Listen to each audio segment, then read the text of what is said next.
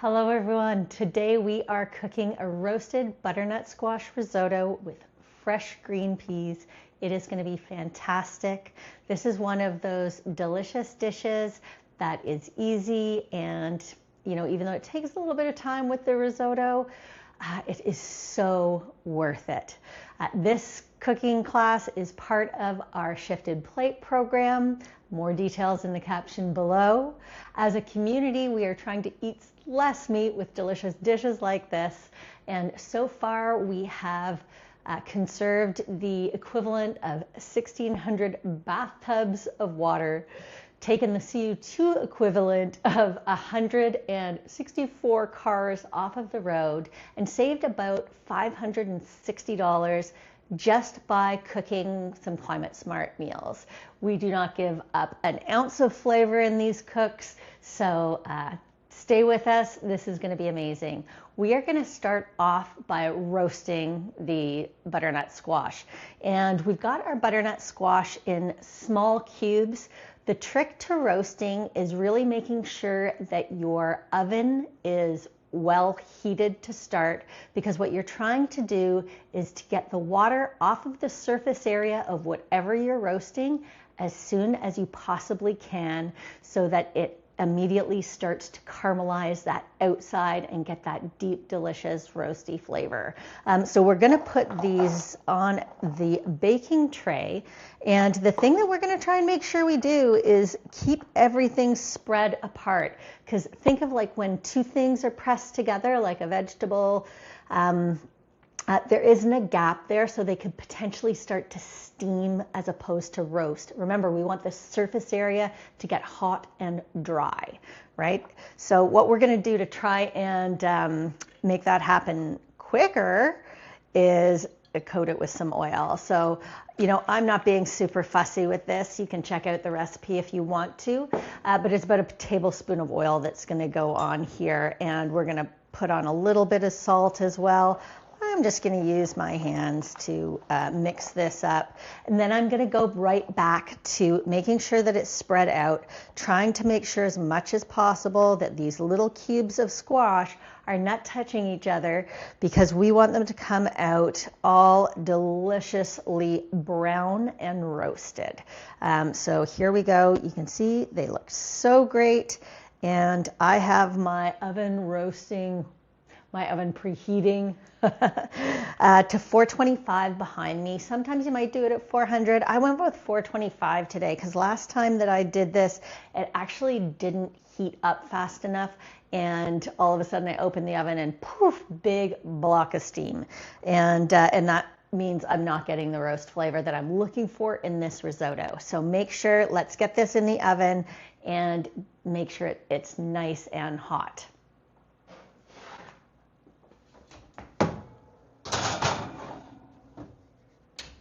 There we go. And while that roasts, we are going to set up and do our risotto.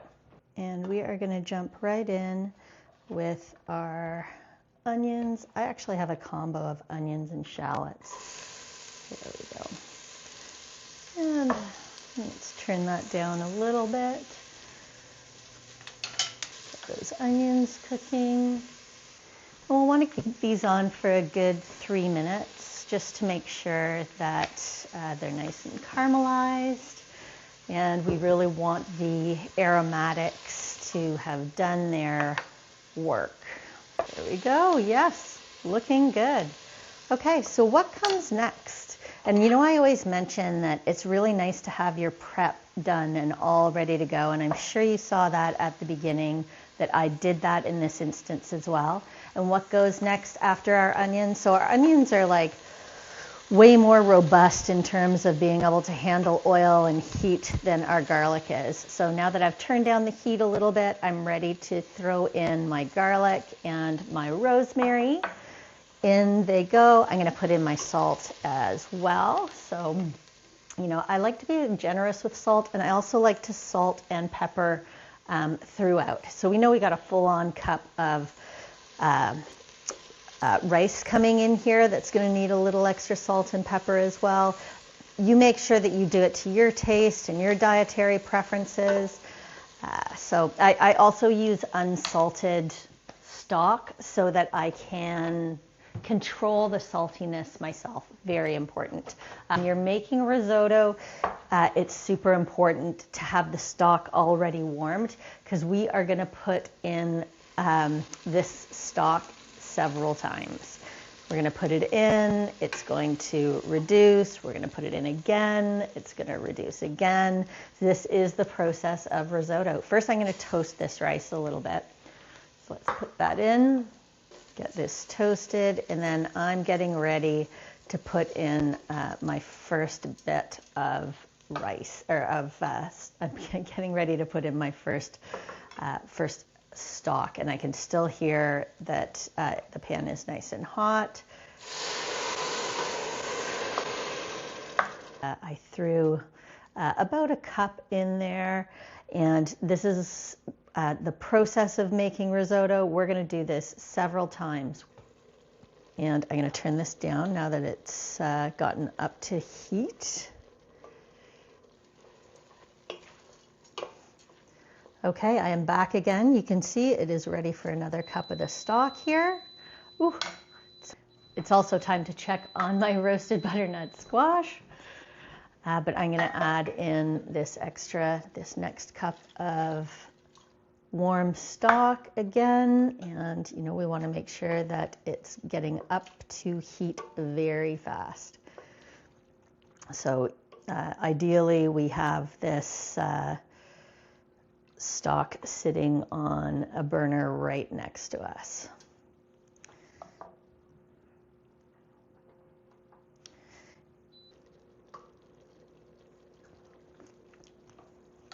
Coming along.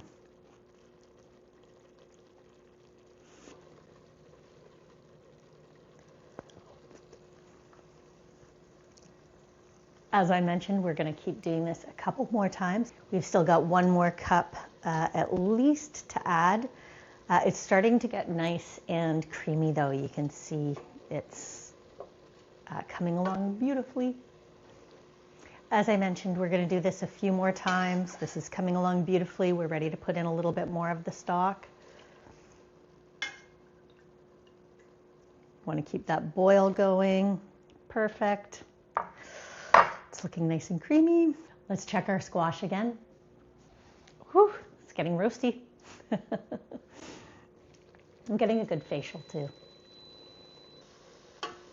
Nice roastiness on the squash. A little bit more. This is the name of the game with the risotto. I can't wait to put this all together. It's going to be so good. Those roasted squash, the peas, the parsley, so good. And like this, the risotto has now gotten nice and creamy. We're just like maybe on the last scoop or so of water. We've got some Parmesan over there as well that we're going to add in. That's going to be fantastic. For my Parmesan, I'm using a combination of raw cashews blitzed with garlic powder, a little bit of salt, and about 3 tablespoons of nutritional yeast. I think it's about 3/4 of a cup of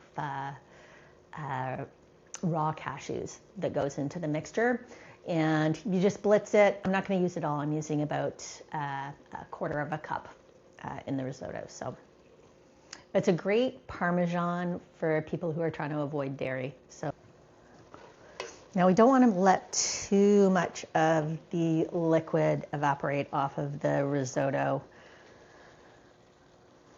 The going thinking on risotto is that it should be quite creamy. So there should be quite a creaminess to it and saucy. So a little bit saucy. So we're not going to go too far with boiling this down. As soon as the risotto part of it, as soon as the rice part of it is pretty close to being done, I'm going to start mixing in the rest of my stuff. You see how creamy that is?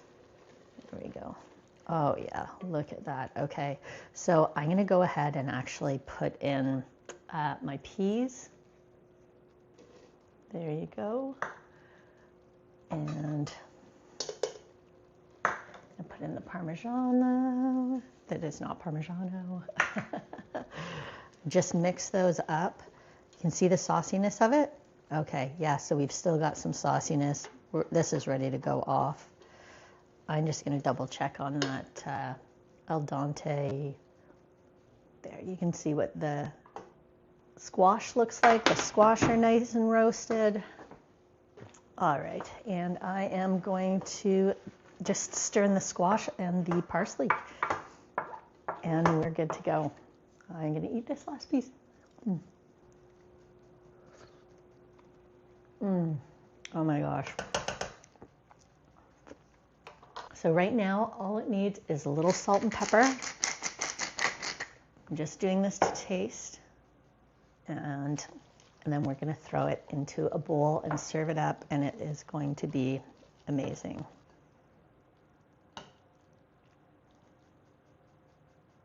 More of the parsley on top. Oh my gosh, so good. So, so good. That is it. Thank you so much for watching.